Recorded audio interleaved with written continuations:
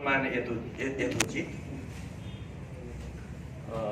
पृथ्वी जयन्तीको दिवसमा यो भोलि पृथ्वी जयन्ती दिवस अब आज हामी कार्यक्रम गर्दैछौँ। त्यसको पृथ्वी जयन्तीलाई नै सम्झेर मैले यो कविता लेखेको। 1779 पौष 27 गते जन्मे हे पृथ्वी, नरभूपाल शाह कौशल्यावती धन्य छन्। जन्मदिन छिन्। आधुनिक नेपाल बनाइदिए छाडे है नासोमा, गोर्खाली गाथा बहादुर इतिहास देशभक्ति साथमा। इतिहास रचे सपना साकार पारे बनाए नेपाली, गौरव गाथा रचेर गए बहादुर गोर्खाली। 2200-2400 राज्यलाई जिती उनी है मालामा, अङ्ग्रेजलाई नि पराजित गरे सिन्धुली किल्लामा। आधुनिक हतियार अङ्ग्रेजको साथ हजारौँ हजारमा, गोर्खाली लड्यो धनुष बाण खुकुरी बुढामा। छोडेर दिव्य उपदेश उनले लेखे है यसरी, मेरा साना दुःखले आर्जेको मुलुक होइन, 4 जात 36 वर्णको साझा फुलबारी, घुस खाने र घुस दिने दुवै देशका शत्रु। चाहनु है हामी मनन गरौँ पुर्खाको नासोलाई, जतन गरौँ शिर उच्चो राखौँ नेपाली जातिलाई। कला र भाषा संस्कृतिलाई जतन गर्नु छ, आफ्नै परिवेशमा रही आफू अनुकूल रहनु छ। नेपाल रहे नेपाली रहन्छ, बुझौँ है सबैले, एकताको सूत्र बाँधेर गए पृथ्वीनारायणले, एकताको सूत्र बाँधेर गए पृथ्वीनारायणले। धन्यवाद। यस सभाका आदरणीय सभापतिज्यू र साहित्य अनुरागी दाजुभाइ तथा दिदीबहिनीहरू,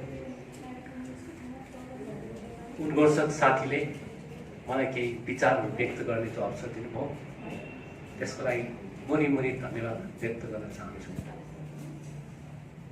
जरोटुप्पा संरक्षण साहित्य समाज हाम्रो लागि नवीन संस्थाको रूपमा परिचित भएको छ। तर छोटो अवधिमा पनि यसले धेरै साहित्य अनुरागीहरूको मन जित्न सफल भएको मैले अनुभव गरेको छु। वास्तवमा साहित्य एउटा मनको स्फुटन हो, जो सधैँभरि फुट्न चाहन्छ, विस्फोटको रूपमा, सिर्जनाको रूपमा, रचनाको रूपमा। वास्तवमा जीवन पनि एक सिर्जना, रचना र एउटा संयोग पनि हो। र यसलाई निरन्तरता दिनु स्वयंमा एक महान कार्य पनि हो, किनभने जुन संस्थाको आम्दानी हुँदैन त्यो संस्था चल्न बडो गाह्रो हुँदो रहेछ। मैले पाएको अनुभव पनि हो। जसको आफ्नो कुनै भवन छैन, कुनै कोष छैन, जसको नियमित आम्दानी छैन, त्यो संस्थाले आकर्षण विषय नहुन पनि सक्छ। तर पनि यसले समसामयिक विषयलाई, सान्दर्भिक विषयलाई, समाजको हित र उपयोगी विषयलाई समेटेर जुन पवित्र कार्य गर्ने प्रयास गरेको छ, त्यो स्वयंमा पनि एक महान कार्य। त्यसका लागि म यो संस्थालाई धन्यवाद दिन चाहन्छु र उत्तरोत्तर प्रगतिको कामना पनि गर्न चाहन्छु। लाग्छ मान्छे उपयोगी बन्न सक्यो भने, सहयोगी बन्न सक्यो भने त्यसको महिमा हुन्छ, महत्त्व हुन्छ। प्रत्येक मानवमा मानवीयताको गुण विद्यमान हुन्छ। जसरी हिमालमा पहाडमा हिमालहरू भयो भने त्यो पहाड हुँदैन, हिमाल हुन्छ। हिमालले भरिनु, हिउँले भरिनु हिमालको विशेषता हो। त्यसै गरी मान्छेमा मानवताले भरिनु पनि मान्छेको विशेषता हो। त्यसकारण हाम्रो भविष्य उज्जवल छ। जो सधैँ अरूको लागि उपयोगी र सहयोगी हुन्छ, त्यसको मूल्य हुन्छ र त्यसको भविष्य हुन्छ। त्यसकारण तपाईँको हाम्रो संस्थाको भविष्य अत्यन्त गरिमामय, उज्जवलमय छ र यिनै पवित्र भावनाका साथ तपाईँ अघि बढ्नुहोस्।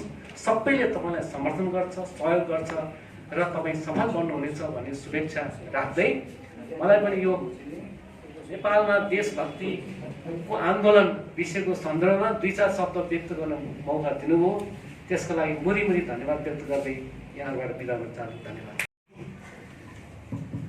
धन्यवाद छ सरलाई। सम्पूर्णमा हार्दिक नमन। मैले एउटा पृथ्वीनारायण शाहको बारेमा चाहिँ हिजो मात्रै अब हाम्रो असफलज्यूले चाहिँ त्यो बारेमा भन्नुभएको थियो, एउटा लघुकथा लेखेका थिएँ। तर यहाँ साथीहरू धेरै हुनुहुन्छ, यो अलि राम्रो मिठो चाहिँ होला जस्तो लागेन, अलिक परिमार्जित नभएको हुनाले यसलाई सुनाएँ मैले। अर्को पटक सुनाउँला र एउटा मात्रै मुक्तक राख्छु म। मैले अब यो नेताको बारेमा भनौँ, अब अहिले एउटा समसामयिक त्यही नै छ। अरूभन्दा नेतै सचिदिए राम्रो होला भन्ने हाम्रो मनमा छ सबैको। म एउटा मुक्तक राख्न चाहन्छु। फुर्ती नलाऊ इमान जमान छैन तिम्रो रत्ती, फुर्ती नलाऊ इमान जमान छैन तिम्रो रत्ती, राजनीतिको र थाहा छैन गर्छौ राजनीति। फुर्ती नलाऊ इमान जमान छैन तिम्रो रत्ती, राजनीतिको र थाहा छैन गर्छौ राजनीति। न्यून खोज भर्खर तिम्रो पोल खोलिदिन सक्छु, न्यून खोज भर्खर तिम्रो पोल खोलिदिन सक्छु। तिमी पहाडको बापति हौ तराईको सभापति। धन्यवाद। मभन्दा पनि बढी मेरो बारेमा बोलिदिनु भएकोमा आभारी छु।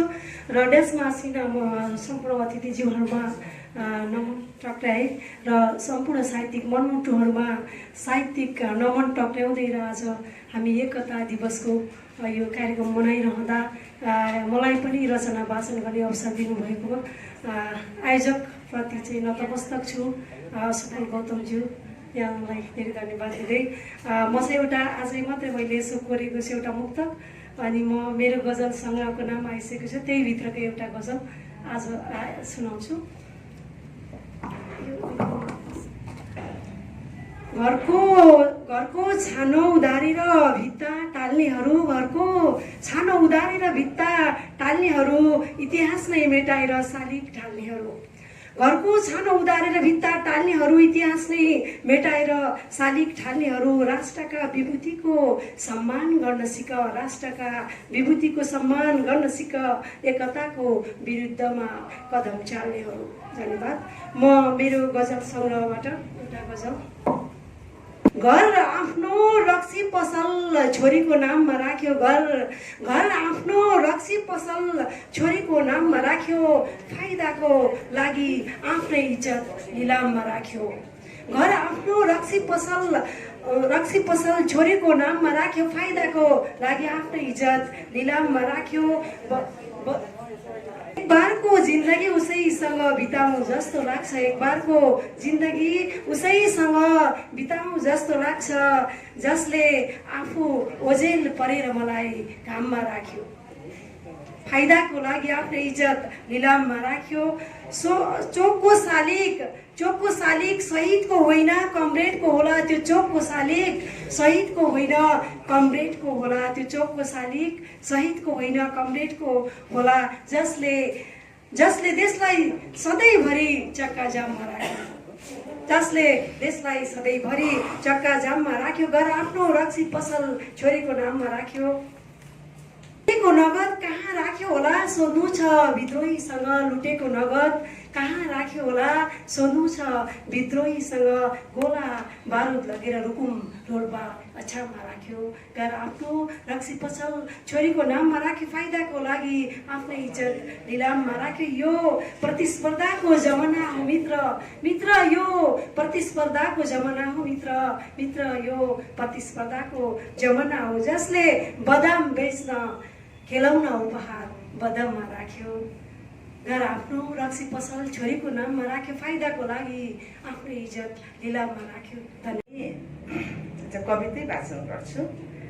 म यो 20-25 वर्ष पहिला गोर्खा दरबार गएको थिएँ। अफकोर्स हामी सबै जान्छौँ, एउटा ऐतिहासिक ठाउँ हो। त्यसपछि भूकम्पपछि अस्ति भर्खर गोर्खा दरबार गएँ। हजुरहरू कति जानुभएको छ है? जुन गोर्खा दरबारको हालत देखेँ, त्यसपछि मलाई आज फोन गर्नुभयो उहाँले, अनि सानो एउटा कनेक्सन होला कि भनेर एकदम खोला जस्तै सल्ल बगेको, धेरै सजिलो सबैले बुझ्ने यस्तो एउटा कविता लेखेको छु, सुनाउने अनुमति चाहन्छु है। अनि यो राष्ट्र भाव अथवा राष्ट्रभक्त भनेको हामी एकदम सिरियस हुन्छ कि, सबैजना एकदम सिरियस धुम्म हुन्छ है। अलिकति हामी कसैले रमाइलो कविताहरूपट्टि भयो भने हाँस्न नै पाउने थियो, हेल्थ पनि तर चाहियो नि होइन र। ल म यो कविताको शीर्षक छ म हुँ गोर्खा दरबार यस्तै छ मेरो हाल। यो चाहिँ हाम्रो राष्ट्र निर्माता पृथ्वीनारायण शाहको सम्झनामा यो कविता। म हुँ गोर्खा दरबार यस्तै छ मेरो हाल। नेपाली भन्ने सुन्ने बित्तिकै मेरो मानसपटलले वीर गोर्खालीको वीरताको त्यो झलक अझै पनि दिइरहन्छ। म बिर्सन चाहन्छु ती अतीतका दिनहरूलाई, म मेटाउन चाहन्छु ती यादहरूलाई, तर सक्दिनँ। किनकि म हुँ गोर्खा दरबार, यस्तै छ मेरो हाल। सन्तानले डाँडा काँडा ढाको चर्चित कमाउ नभुलो। चाहना यही हुन्छ सब आमा बाबुको, तर फरक हुन्छ यथार्थता। त्यो जब आउँछ तब मात्र चाल पाउँछ। जब चाल पाउँछ समयले डाँडा नागिसकेको हुन्छ। निभेको आगोलाई कसले ताप्दो रहेछ र?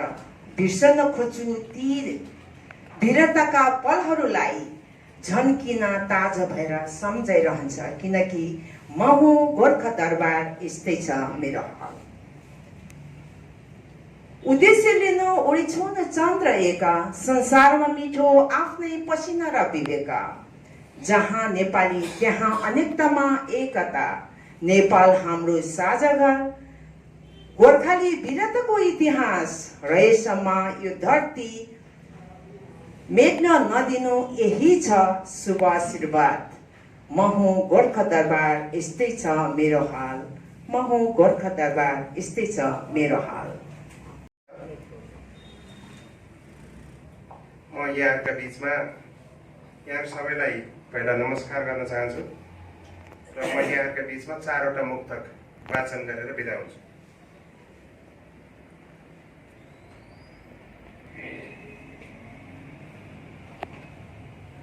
पहिलो मुक्तक छ, मेरी प्यारी तिमीलाई सुन प्यारो लाग्छ, मेरी प्यारी तिमीलाई सुन प्यारो लाग्छ, देवकोटाकी मुनालाई जुन प्यारो लाग्छ, मुटुभरि सजिएको माया पिरतीले मलाई त प्रिय तिम्रो गुण प्यारो लाग्छ।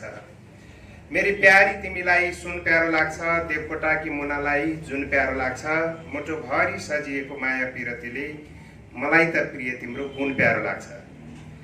त्यस्तै दोस्रो, नपढेर पाना जीवनका लद्दु बनेर देखियो, मारेर भोटे ताल्चा मगजमा पद्दु बनेर देखियो, आयो बस्यो हल्लियो हिँड्यो पाठशालामा, बुद्ध बन्ला भनेको बुद्धु बनेर देखियो। नपढेर पाना जीवनका लद्दु बनेर देखियो, मारेर भोटे ताल्चा मगजमा पद्दु बनेर देखियो, आयो बस्यो हल्लियो हिँड्यो पाठशालामा, बुद्ध बन्ला भनेको बुद्ध बनेर देखियो।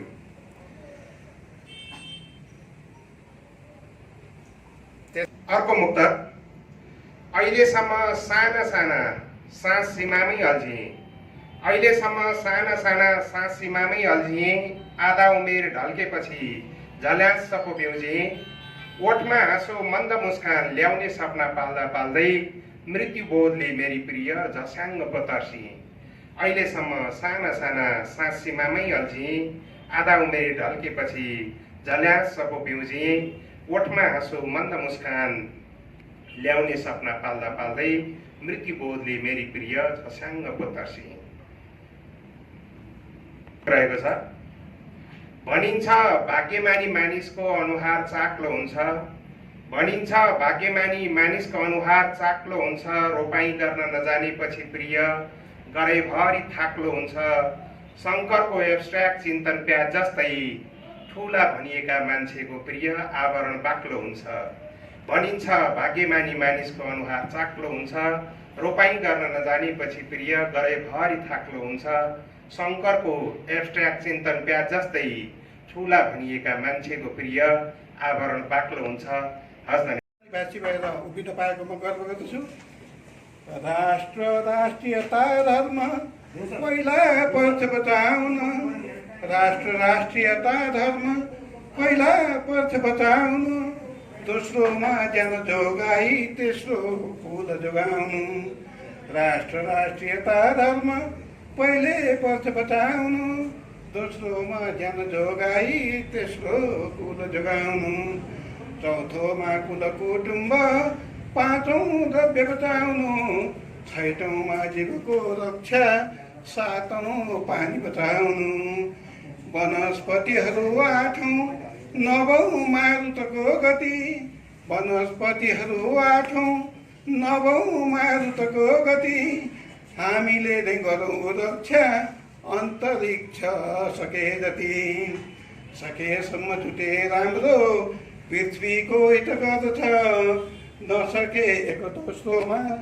अस्तित्व पर्छ सङ्कट, अर्कैले लुट्दछन् घरमा यदि भाइ फुटे भने, लुट्नेले पिठ फर्काउँछ यदि भाइ जुटे भने, देशमा देशका निम्ति नेतृत्व गणको पनि लागु होला यही सूत्र प्रबुद्ध गणमा पनि, जनतामा एकता छाए, जनतामा एकता छाए कुनै हुन्न सम्भव, खिद्धछन् कमिला भार, खिद्धछन् कमिला भार, खपेरै हर सम्भव, खिद्धछन् कमिला भार, खपेरै हर सम्भव। धन्यवाद।